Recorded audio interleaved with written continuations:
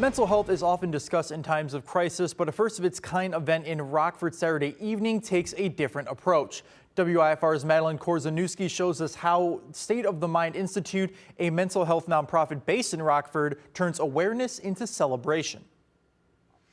Oftentimes people feel uncomfortable talking about mental health. They feel outcast. That need for more open conversations inspired the first mental health Met Gala in the region. We've lost a lot of individuals to mental health crisis.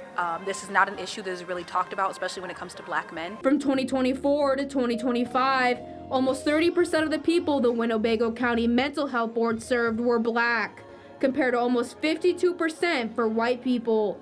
Those behind the effort say the goal wasn't to create another training session or panel discussion. When we talk about mental health, people think we should be sad. We think we should be just trying to get by. Well, guess what? We can celebrate life as well. Tonight we're celebrating healing, hope. The evening centered on connection to let everyone know there are resources available and you are not alone. Licensed professional counselor Kevin Thomas says State of the Mind is a nonprofit organization where they train advocates on mental health through community, family, and school support. This is huge for Rockford because we celebrate everything else, but why can't we celebrate life?